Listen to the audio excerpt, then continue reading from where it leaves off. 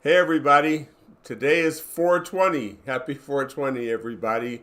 It is Saturday and doing a special Saturday show. Um, please hit that subscribe button. We're really trying to grow our channel. Help us get to 1,000 subscribers.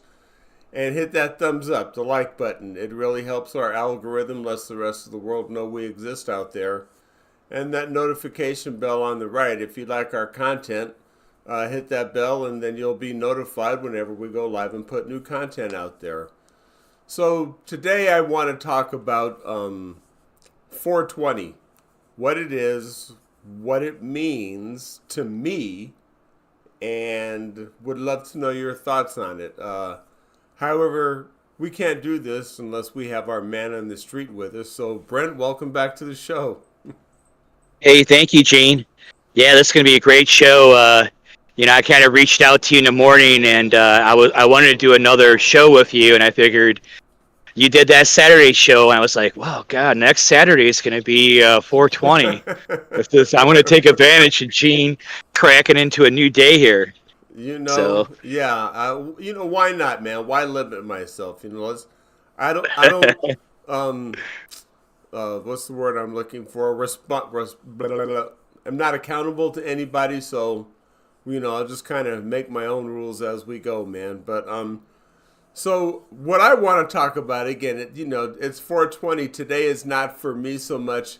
Hey, let's celebrate getting high, or doing our edibles, or whatever it is, that you do to celebrate. But I just want to stop and take a look at the industry as a whole, since it has been legalized either recreationally or medically for the past 10 or so years, and just kind of want to talk what you think the benefits or cons have been in those areas that have legalized it, monetarily, and the benefits, or like I said, the cons that you see from this legislation or ballot initiatives. yeah. So, when I think of 420, I think of it a lot differently. I was raised in the movement basically to legalize it. It was actually a political movement and a grassroots movement kind of put together. I helped set out booths at hash bashes before, back in the 80s. I was on the cover of High Times magazine for my work with Marvin from the Party Party, Yeah. and his buddy from like Kentucky that kept on running on the pot ticket. I think they were running on the Libertarian at one time, and then I forgot the Party was more of a maked up name, but he actually ran. You got to know signatures on that one. So I look at 420 now, and it kind of brings a tear to my eye. It's more like a marketing campaign. Everyone thinks is, hey, hey, hey, I'm going to get stoned out of my mind. And that's not what the movement was about. It was Correct. about securing our rights, our freedoms. I mean, shit, George Washington and Thomas Jefferson puffed on the pipe. I mean, Americans been puffing on that stuff for a while. And because of prohibition, different drug laws, like from the 1920s, basically that legalizes or criminalized it, made it a Schedule One. People don't understand the struggle that we went through, and maybe you want to talk a little bit about that, the history. Well, not only did they puff on it, but they had farms. That's what they did in Virginia, man. That was farmland, and they grew that stuff. And George Washington, especially, was a big supporter of marijuana. And it wasn't until later that it became criminal. And again, just follow the money as to who when it became, and again, because here we encourage you to do your own research. Okay, don't just take my word for it, but just Google it. When was marijuana criminalized in the United States? Who was behind it? And now you know the motivation and the people responsible for killing it and who were up against to legalize it. So, again, for me, again, like you, it's not so much. Yeah, let's get high, and smoke our brains out. To me, it's a business. How much money now that it's legal are going into small businesses in the community? How many or how much tax dollars are raised and revenue generated to the community that's supposed to go into the public education system? But not only that, I also look at it medicinally, because I know cancer patients are prescribed marijuana because their appetite goes away. So, you always say, get high, get the munchies. Well, that's one of the reasons to encourage people to eat and keep their strength up during that. So, to me, there's so many other reasons to celebrate this day than just, hey, let's everybody get high. Because, in my opinion, this is a whole nother cash crop, a whole nother industry. And, just from, my point of view, the good that we can do with the revenue generated from legalization of this plant. Yeah. When you look at some of the laws too, how it came out, how they're being rolled out is really not conductive for business in a way. How I look at how it's being rolled out and it's benefiting the very top people, not the bottom grassroots growers that were actually part of the movement. Big business is really trying to take it over, and if they fully take it over, you could expect your pot prices to continue as they consolidate the market. Right now, what's going on is some of the bigger businesses have good lawyers because it is ambiguous, the law, and the IRS state. Now you got to pay money on illegal drug sales, and then what is legal or not. It's drug game. What does the Farm Bill do? I wish they kind of get more clarity to it, because bad stuff happens from that without clarity in your law. I'll give you an example, Gene. I don't know if you know this or not. So there's a little smoke shop here, and like Virginia, the marijuana just got legalized, but they didn't define it at all. They didn't define a bunch of laws, and it left it totally ambiguous while they fight over it in their state senate. Problem is kids here in my community now can walk into a smoke shop and buy a product that is marketed as a magic mushroom, but the drugs actually is a DMT, like you would get from a frog. It's made in a gummy form that looks like a candy.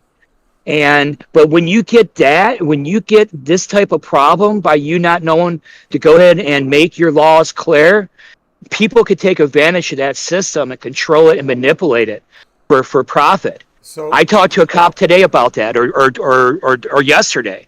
We talked about it, and I got to confront the commissioners in the county and try to have them change the law. Blah blah blah.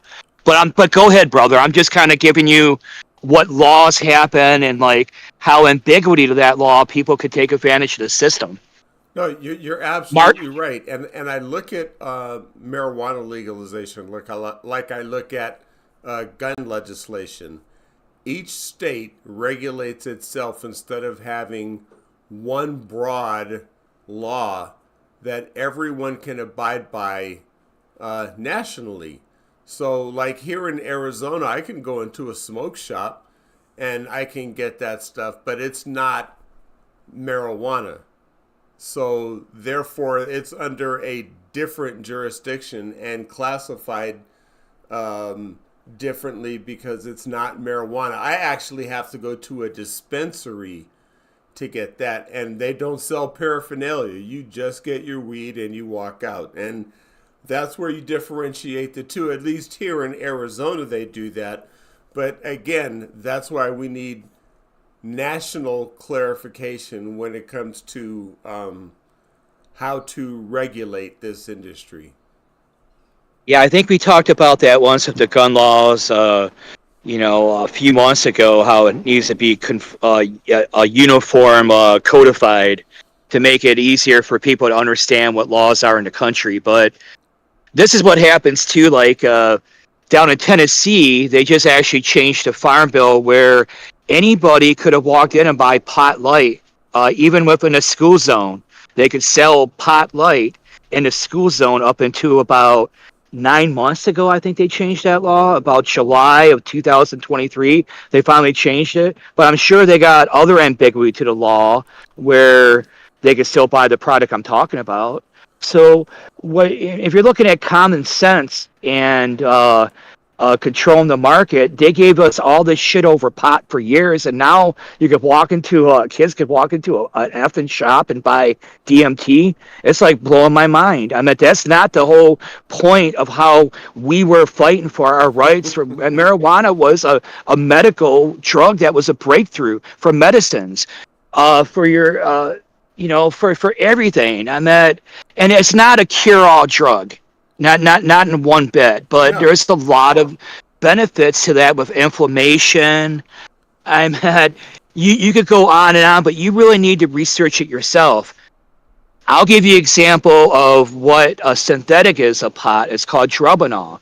And before I could actually have marijuana as a guide up in Alaska through the National U.S. Forest Service and all that, I got around the law and changed the law federally back in 2002 or 3, where they allowed Dronabinol.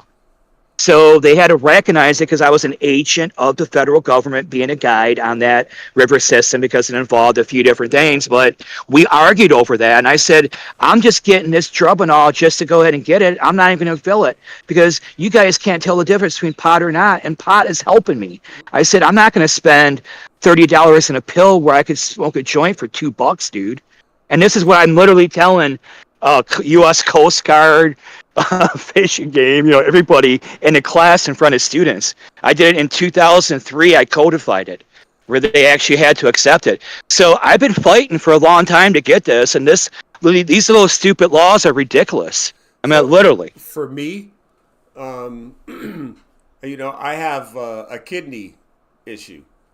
So I cannot take anti-inflammatories. I can't take aspirin, ibuprofen. All I can take is Tylenol.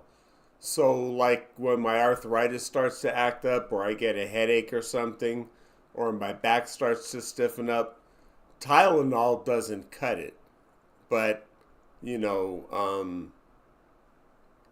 it just seems like that THC really helps to alleviate the pain in those areas, and I'm not killing myself in the process by taking anti-inflammatories. Yeah, and I want people to understand too, like when we talk a lot on this show, and I talk to federal agents, I talk to scientists everywhere. I smoke. People have this whole conception of, oh, you can't do anything on it. You're not going to be. It depends on how you learn and process information, actually. If you're used to processing it, sometimes I don't do it if I want to communicate a little bit more clear. But if I get stuck in a problem and I can't figure it out, I go ahead and I keep on thinking about it. I start listening to one song over and over again. I smoke one. About an hour later, I start kind of getting together what I want to do with it. I start kind of pulling together something I didn't think of before. And this actually helps out with a few different things. Some people say, well, it doesn't stimulate brain activity. It actually cuts down on brain activity. Well, it's according to you. You got to know thyself. Yep. Really, because every drug affects a person differently. That's right. I'm a little hyperactive myself. So pot gives me a little bit of calming effect, and then I kind of organize and I get in a routine. I've been smoking it literally since I was 7. And I don't do it, all the time, but you know what? I don't, for people saying all these bad negative things about it, I'm at, hey, Clinton inhaled, right? I mean, shit, he was our president. I mean, so things started to change a little bit, but how this law is right now, they really need to go ahead and clarify it more, I think. And really, they got to go ahead and make it where it's cheaper for everybody. If this is a medicine and it's helping people, I think what they're going to do is they're going to try to figure out how to make the most money off it. So people are actively trying to figure out how to defuse that and to go ahead and cut back on it. But You know what? That's a talk for another day, I think. I think so, man. I just think of, um, we also had this conversation on food co-ops. What if we had uh, also included in that where we had in that crop marijuana, and then with that kind of revenue, what you could do with your project that you're working on overseas, if you want to talk about that for a little bit. Sure. So right now, I've been looking at doing a refugee project for the last couple of years. I've been talking to UN representatives, trying to go ahead and figure out a way I can move around refugees. And some of the experts I talked to, they recommend me trying to figure out ways to actually have these refugees and these immigrants working. So I had to not only move them around, but I could develop ways for them to make money to sustain them, to actually give them a comfort and happiness in life. So we've been looking at areas of Africa, and so has Rwanda has been an area that the UK has been looking at, and possibly I think the Netherlands and other EU countries is talking about shipping immigrants there. It's still up in the air, but the area that I got a agreement on right now, a memorandum of understanding, is the Lake Kivu area of the Alaska Rift Valley or the African Rift Valley. So in that area, they want me to develop a mountain chain, basically the size of the eastern seaboard. It's about 600 miles long, and it's a massive that goes from Lake Kivu down to the other little lake, or now a big lake. And in that mountain chain, because of the Albertine Rift, there's 18 minerals in the soil. But in that soil, there's 16 feet of peat. Imagine that, 16 feet deep of the richest, most organic soil on Earth. Man, you're talking about some good stuff. Yeah. So in that, I've been pulling in scientists and people to help me with this because I need to. If we're at war too, I got to figure out how to feed people if the economy crashes. So Right. there's a group of scientists that have been trying to put our little brains together and figure out what the best course of action would be. And right now, I have a container guy that could ship and make containers that you would see on ships or on the back of trains, and he has agriculture in that. He grows in water in a medium that also has fish in it, and those fish eat the larvae from the that get into the medium to that are attacking your plants. Because not a lot of people know this. 40% of your produce is wasted before it actually hits the market. So if you actually make it more efficient by modernizing it and automating it, you could actually cut out that waste at lower cost. And now you could grow those containers, we could stack onto barges, and I could put in an area of a pond or a lake in your community now, ship it to you. You start a co-op. Now you're growing some good marijuana in that water. Maybe you're getting some marijuana from our African place, because we're going to grow different things according to cost, what we need to ship to you and figure out. And this is part of what they known as a smart city or a 15-minute concept, 15-minute a 15-minute city, what they're calling. They want to make it so you have all your goods available within your community if you can. You have paths set up for your transit. They know how much water needs you got. Everything's set up with sensors to go ahead and help you out and kind of predict what your needs are. But you could lower your costs by doing these co-ops. And I know a guy, Frank Brent, that could ship out containers full of 200 chickens ready to hatch. You could have 1,200 eggs, organic eggs a week. Because you not only need vegetables, but you need proteins. You need fish. You need chicken. You need quail. Other like stuff like that. Now, how about in your pond? Of course, you're going to have maybe other type of aquaculture, like what can we stock and grow in that pond now? Can we So, supplement that pond? So there's lots of ways to go ahead and start doing this on a grand scale by automating farming. So, Go ahead, Brent, we brother. only have a couple of minutes left, but if anybody wants to get in touch with you to talk further on this project and maybe help out, how can they reach you? So I just keep it real simple. I'm still doing it just on LinkedIn, all my communication. I'm getting more and more busy. I moved into the aerospace automation alley, so I'm dealing with a lot of local people right now. So just reach out to me on LinkedIn. But tomorrow I'm doing a live show in the New York market talking about this for 2 hours on Joan and Karen's show. And if you look on LinkedIn, you'll see my latest post and you'll see how to watch it. It'll be on YouTube. It'll be recorded. You can always watch it later. But it'll be at 7 to 9 p.m. Eastern Standard Time. I'm going to have H.H. Pradeep, the Nepalese farmer. He's an automated farmer. He's going to be coming on talking about his climate change technology, his automated farming methods. Frank Brent's going to talk about containers. And I'm going to be talking about the hanging gardens of Africa and then how to synergize it all together.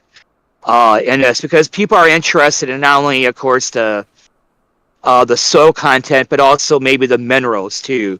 So, but tomorrow is going to be about organics, explaining some of the science, and just telling you how to prepare. So, thank you, man, for having me again. All right, you're very welcome, guys. So, that's all the time we have for today. I have to go turn the oven on. The missus just got home and she's hungry. So, remember, be kind to one another and treat each other the way you want to be treated. I'm Gene. Enjoy the rest of your weekend, and I'll see you on Monday.